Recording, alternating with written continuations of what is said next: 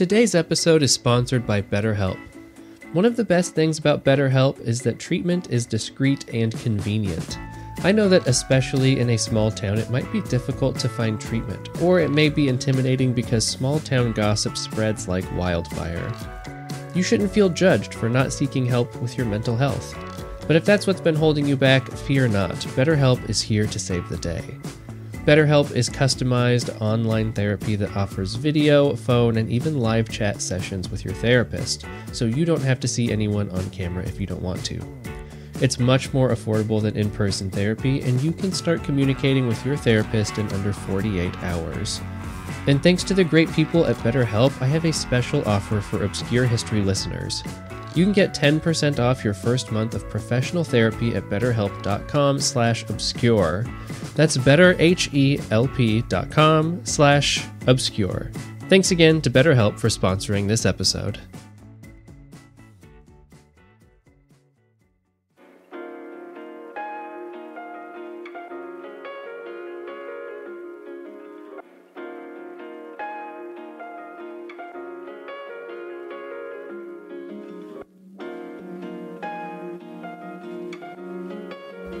Athletes are some of the most famous people in the world, especially here in America. It's highly likely that more of you would know the names Tom Brady and LeBron James than Georg Solti, who holds the record for most Grammy Awards, or Representative John Dingell Jr., who holds the record for longest consecutive service in public office. Many people think that we put too high a value on athletes, but as it usually goes, our values have changed very little as a species. My name is Josh, and this is Obscure History.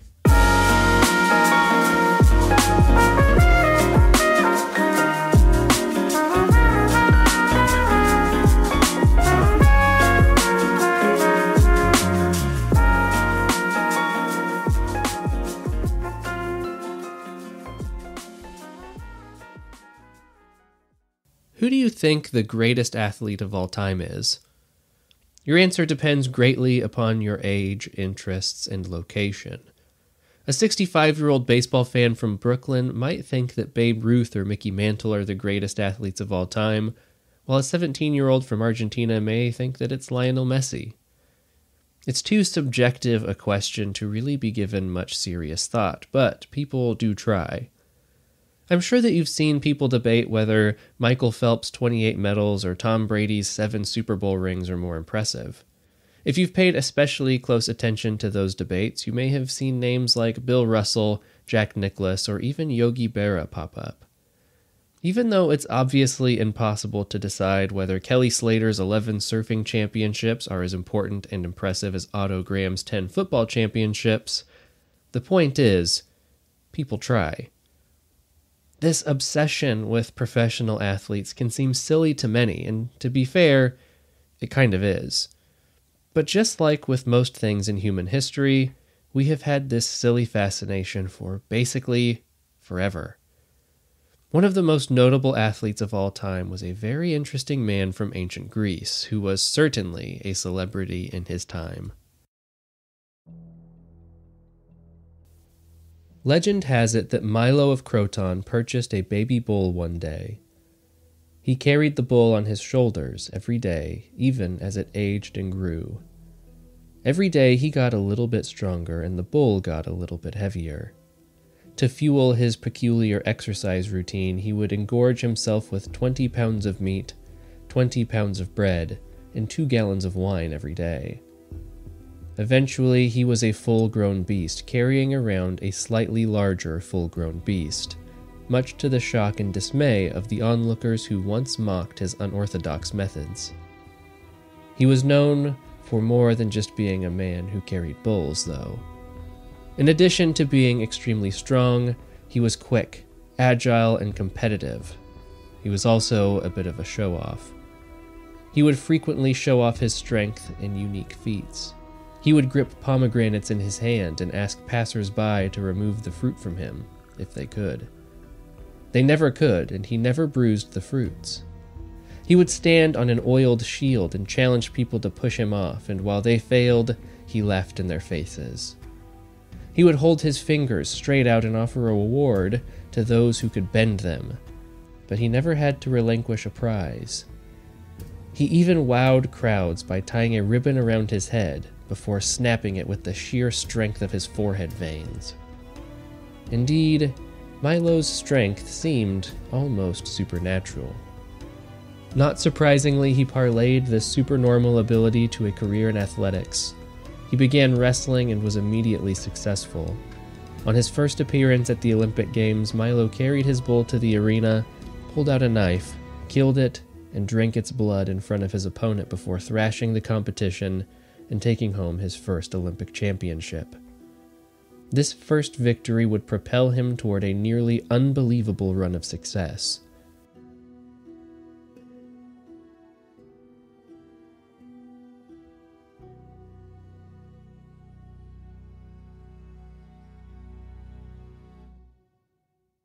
Milo would go on to win another 5 Olympic titles.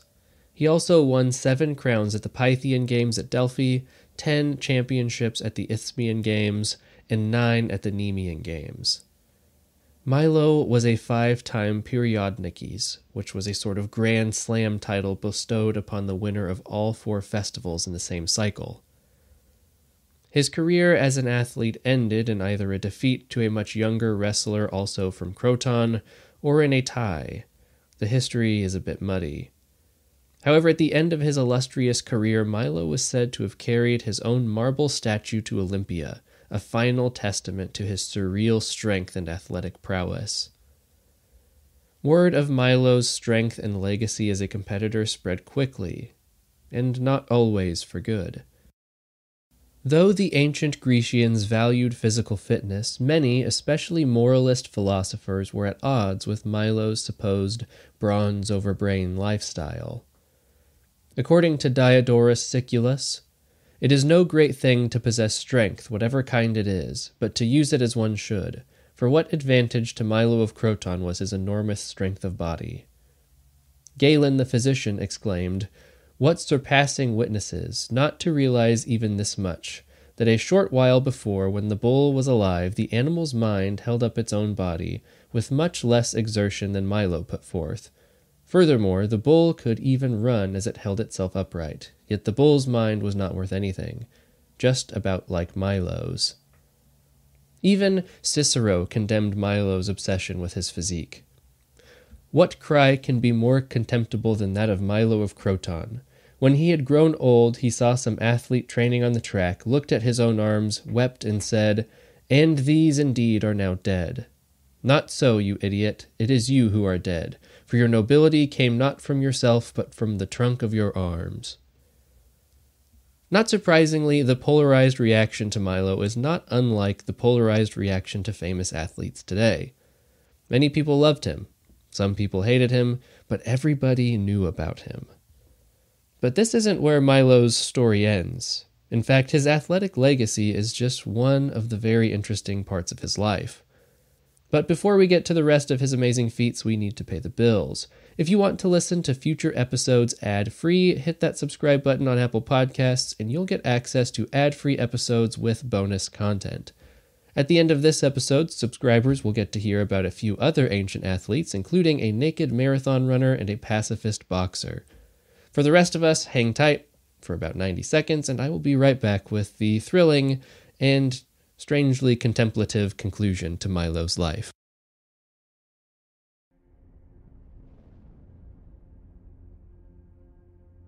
In 510 BC, Croton found itself in a very interesting predicament. Teles, the tyrant ruler of neighboring Sybaris, captured the property of the 500 most wealthy Sybarite citizens. Moreover, he banished them from Sybaris and sent them off as exiles to wander the land. These 500 exiles found their way to Croton, where they were welcomed as refugees. Sensing an opportunity to capitalize on the internal strife in Sybaris, well-known Crotonite philosopher and mathematician Pythagoras encouraged the leadership of Croton to wage war against Sybaris.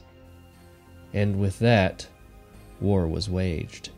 The two armies met on a field of battle.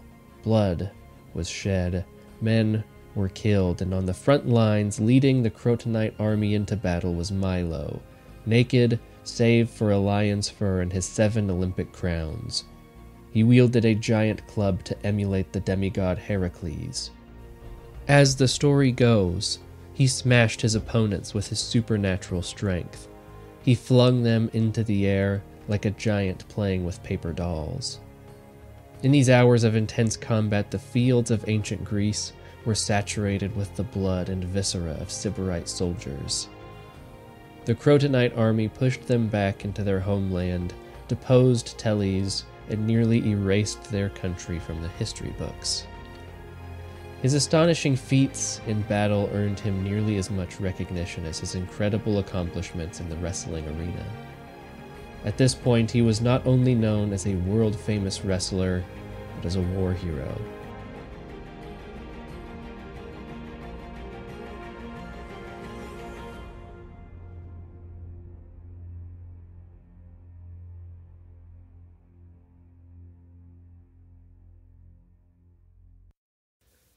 As if he wasn't famous enough already, he held very well-known company. Astute listeners may have noticed the name Pythagoras pop up earlier. This is the same Pythagoras whose famous theorem is still taught to middle schoolers all over the world today. You see, this famous philosopher and mathematician may have also worked as an athletic trainer. Specifically, he may have been the athletic trainer to a certain Milo of Croton. It is unclear, but the two are somehow linked, as historian Tom Stevenson notes. One widely known story of his physical prowess told how he supported the crumbling pillar of a room in which followers of the famous philosopher Pythagoras were meeting. On this occasion, the intellectuals were very appreciative of Milo's strength, for he single-handedly held up the ceiling while his friends managed to get out. Then he somehow managed to escape himself. The story implies Milo's aristocratic social status and casts him as a follower of Pythagoras. Other evidence credits him with being the philosopher's son-in-law. Milo's death was just as strange and extraordinary as his life was. As the story goes, he was walking alone through the forest when he saw a tree that was in the process of being split. The carpenters who were working the tree left their wedges in, and the tree stood partially open. Never one to pass on an opportunity to show off his strength, Milo grabbed the tree and attempted to rip it apart with his bare hands. His muscles tightened, his heart throbbed with exertion until it felt as if it would burst. The tree began to slowly tear under the weight of Milo's mighty strength. But then, the unexpected happened. Legend says that he slipped and fell into the partially split tree, became stuck, and was then devoured by a lion. Or was it a wolf? Or maybe it was a pack of wolves. Or maybe it wasn't a tree at all. You see, there is little doubt that Milo died in the forest, but the exact details are quite muddied. And this is a common theme when we look at the life of Milo of Croton. Perhaps more interesting than his extraordinary life is the historiographic legacy he leaves behind. Perhaps my favorite line of questioning when studying history is, how do we know what we know? Who's passed the information along to us? How does their bias play into our understanding of their data? For those who are new to this show or the study of history, this is called historiography. The history of history, you could say. Or more precisely, the history of a particular history. In the case of Milo of Croton, we have many references to him in people's literature. I just listed a few earlier in the episode, so we can take it on good authority that he was a real person, and he was really well known for being very strong. Perhaps strong enough that certain philosophers used him as a moral teaching tool. A sort of warning about valuing muscles over enlightenment. We also know that he won the awards that he did, because those types of things were regularly and meticulously documented. He did win 6, and even possibly 7 Olympic crowns. We can also say for certain that he was actually a very famous athlete in his day. He also did battle in the Sybaris-Croton War, likely dressed as Heracles. He also actually did know Pythagoras in some way, though the exact relation is not fully understood.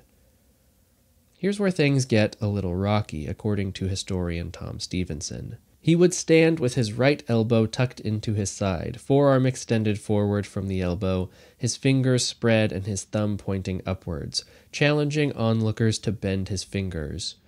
It seemed that no one was able to bend even his little finger. He apparently held a pomegranate in his hand and defied anyone to force him to release it. No one succeeded. To everyone's amazement, when Milo relaxed his grip, the fruit was revealed, uncrushed, with no sign of a blemish. He could stand on an oiled discus and laugh at those who tried to push him off. He could tie a string or ribbon around his forehead and snap it by holding his breath and expanding the blood vessels in his head. There seems little doubt that some of these stories are the result of misinterpretations of statues in archaic style which showed Milo tying the fillet of victory around his forehead, holding an apple or pomegranate, and standing on a disc that would have been fitted into a base. You see, many of the particular details of his life were likely exaggerated or misinterpreted from artworks of Milo.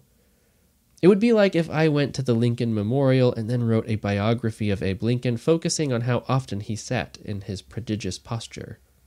Obviously, that's not a great interpretation of history, but it seems as if that's how we've come about some of these stories.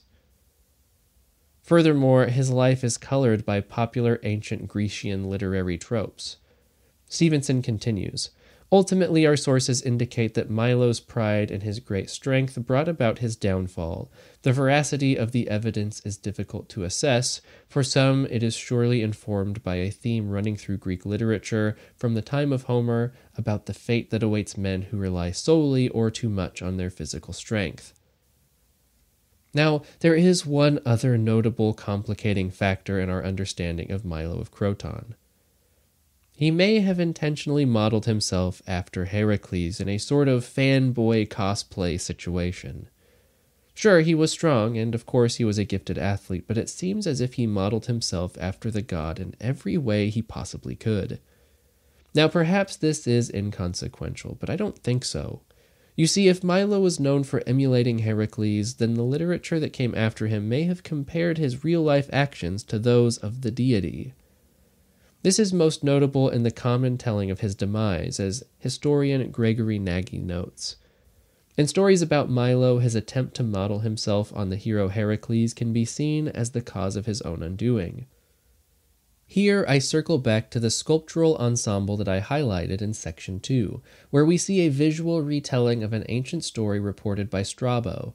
It is said that Milo, all alone in the wilderness, came upon a stump of a mighty tree, and he felt so challenged by the fact that wedges had been driven into a crack in the stump that he inserted his hand in order to split the stump completely in two. But the wedges fell out, and the crack snapped shut on his hand, trapping him. Along came a lion that attacked him and devoured the mighty athlete. There is another variant on this story, but I like the version that I just retold, where the attacking beast is pictured as a lion. I see here an ironic ending for a man who wore the skin of Heracles in the proudest moments of his life. So here we are. We've got a very interesting figure whose life has been recorded through generations. A man who we know so much about, yet also, weirdly, so very little.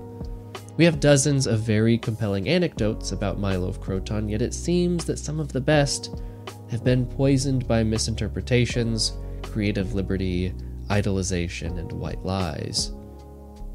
What does that mean to us as students of the past? Have we failed? Has this whole episode been a waste? Of course not. You see, what they don't tell you until you've almost got the degree is that when studying history, you take as many primary sources as you can, you use them to create an outline of events, you contextualize them with other primary sources and secondary sources if need be, and then you draw a reasonable conclusion. If you've ever considered getting an education in history, take this piece of advice to heart. The real history was the clues we found along the way. Working in history is much more like being a detective than anything else, and the sooner you realize that, the more fun you can have in your studies.